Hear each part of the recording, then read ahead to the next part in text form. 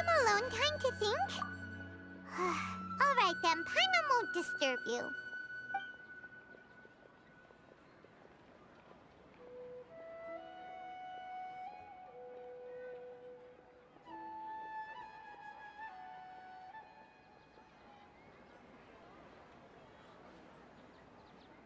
The dance of Sabzeruz is about to begin. I'm going to go watch it. Okay. Why don't you go ahead, Dunyarzad? We still have some other stuff to do first. Okay then. See you later. Have you figured it out yet, Traveler? Time is ticking away! Awesome! What is it? Paimon wants to know! Oh, wait, no. Let's meet up with Nahida first. You can tell us both together. This time, we're gonna get to the truth!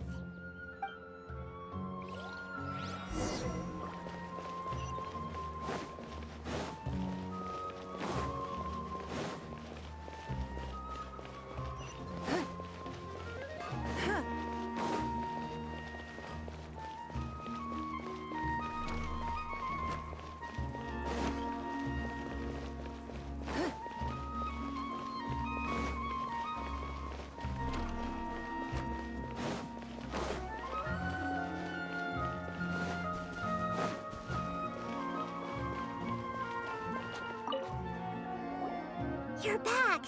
I've been waiting forever for you two. Judging by the looks on your faces, are you ready to take your Sabzeruz exam and graduate from the festival? Okay. First off, have you discovered the hidden truth?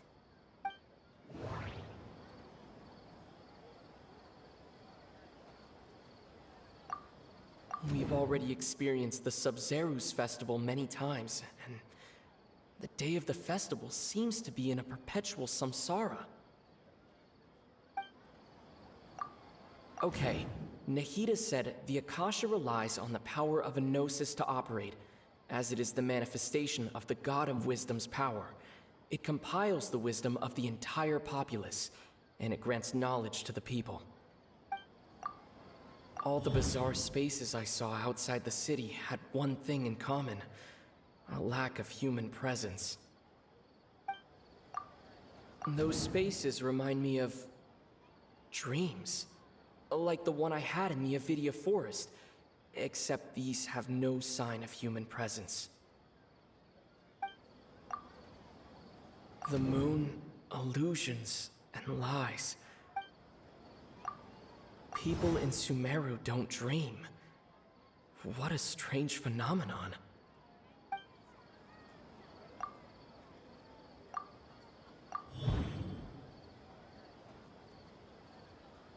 We are all in a dream.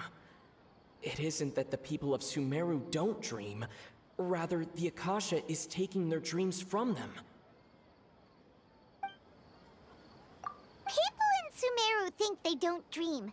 But the truth is, the Akasha steals their dreams without them knowing it. And those spaces with no human presence are stolen dreams without their host. That would explain why they sounded so weird when he was trying to describe them. Huh.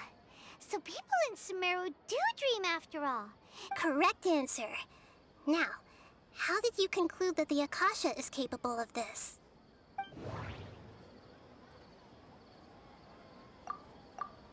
The Akasha relies on the power of a gnosis to operate. It is the manifestation of the God of Wisdom's power. It compiles the wisdom of the entire populace. And it grants knowledge to the people.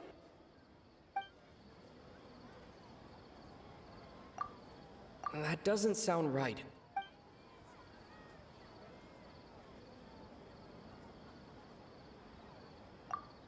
That doesn't sound right.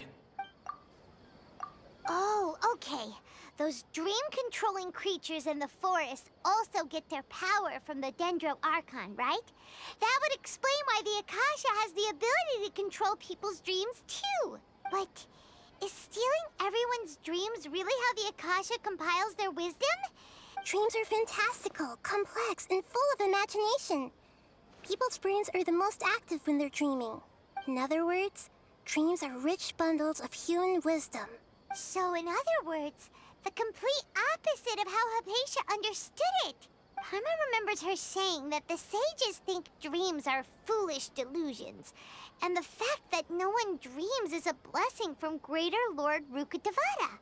The real story is that the sages from the academia are using the Akasha to steal people's dreams for their own use, huh? Oh? By the sounds of it, you understand the current situation pretty well. So then, what about the samsara?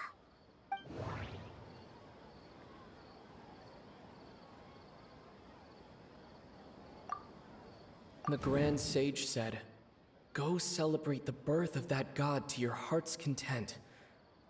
Did he mean something more? We've already experienced the Sabzeruz festival many times, and the day of the festival seems to be in a perpetual samsara. The beep is a prompt tone for Akasha operations. We still hear it every night. Those spaces kept disappearing before my eyes. But as soon as that beep sounded, many more spaces materialized. Those dreamscapes kept vanishing, but as soon as that beep sounded...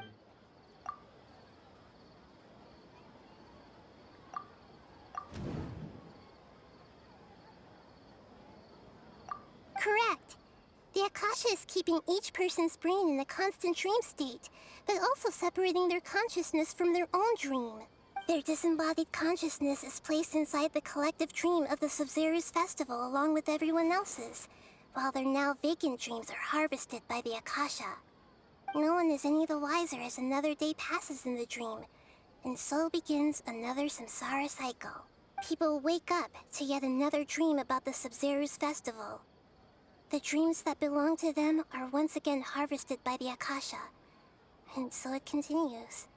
So, this is like a dream factory, and the Akasha is a dream harvesting machine.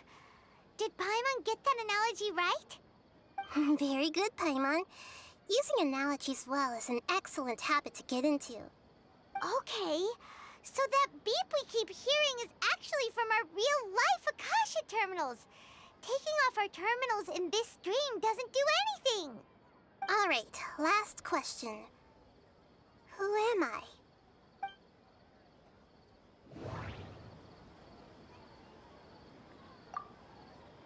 They say that alchemical divination is the Dendro Archon's divine revelation. So then, if Nahida has referred to herself as the moon...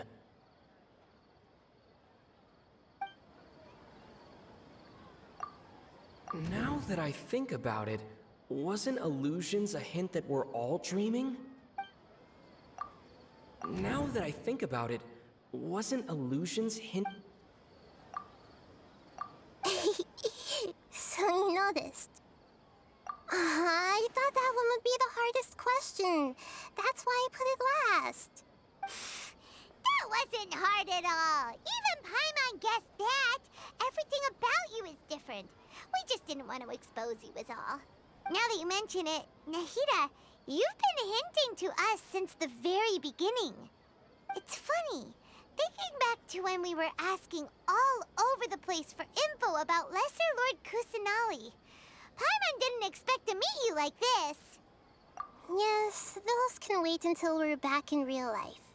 On the other hand, I'd be happy to answer any more questions you have about here and now.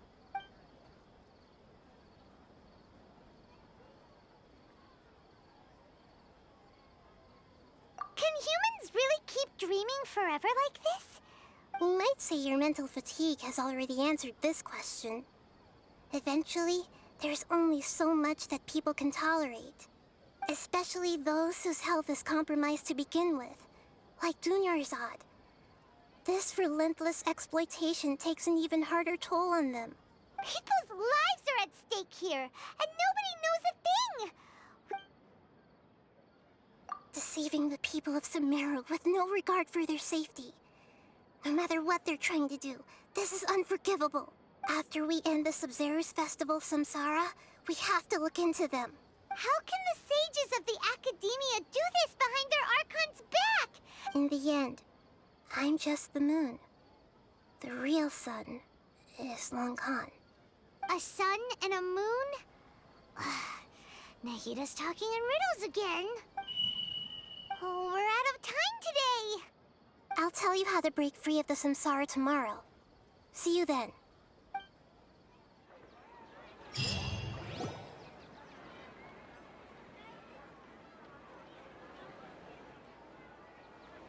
Good morning, Nahida.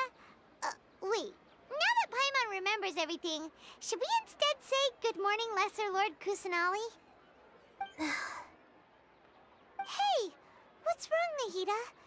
You don't look too good. I'm afraid that what you're thinking right now is correct. Did Dunyarzad already disappear? No way. Are we too late? The real Dunyarzad's consciousness has indeed disappeared. It can no longer endure the constant dream harvesting.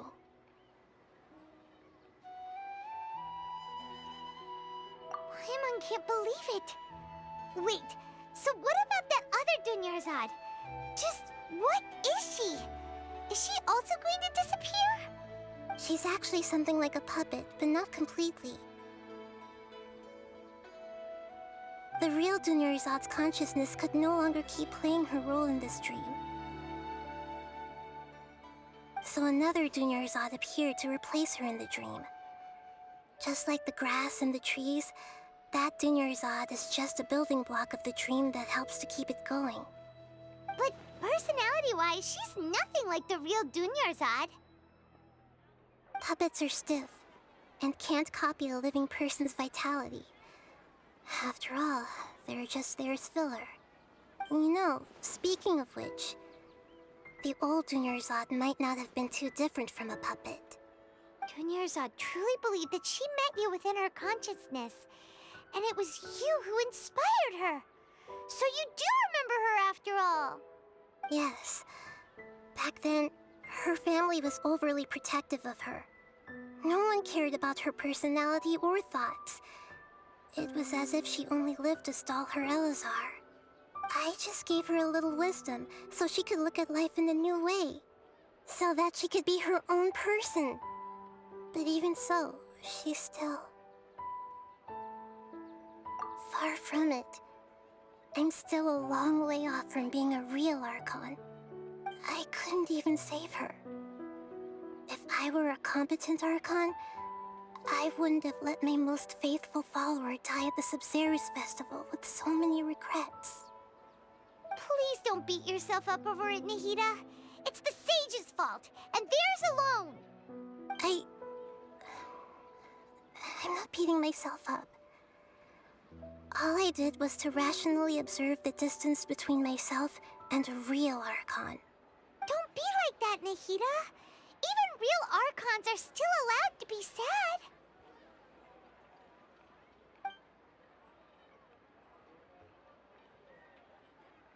To prevent more tragedies like this, we must end the samsara as soon as possible. Great, but how do we do that? Although the Sabzeruz festival dream is under the Akasha's control, only humans can dream. Even the Akasha is unable to create them. That means this dream belongs to a host who created it.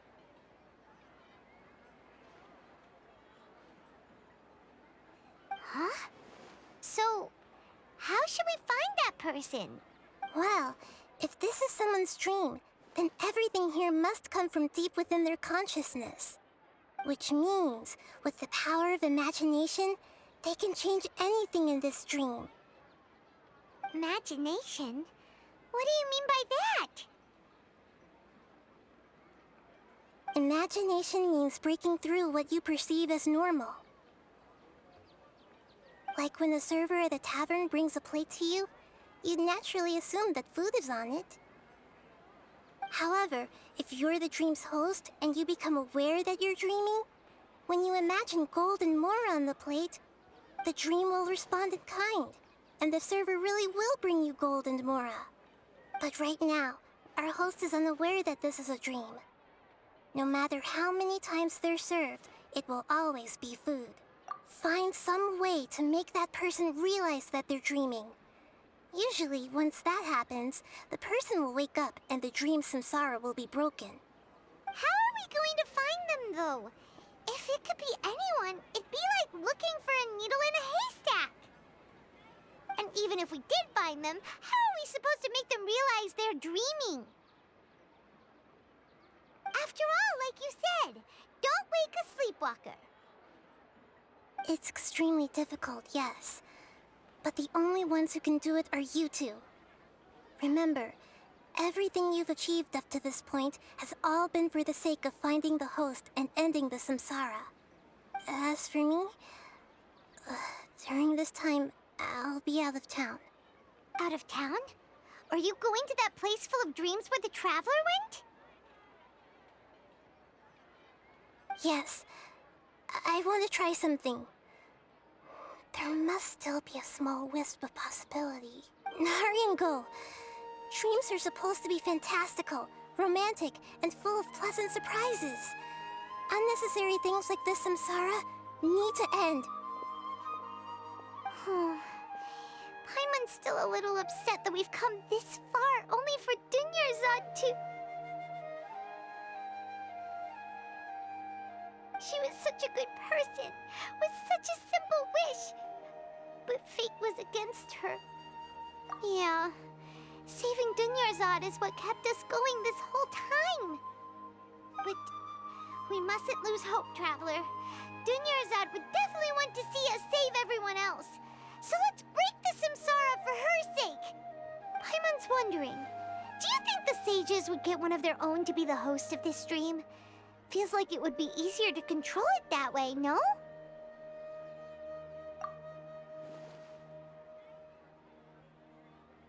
Huh. That's true. Plus, the sages probably weren't counting on there being other factors beyond their control, like Nahida and us. So, who do you think the host of the dream is?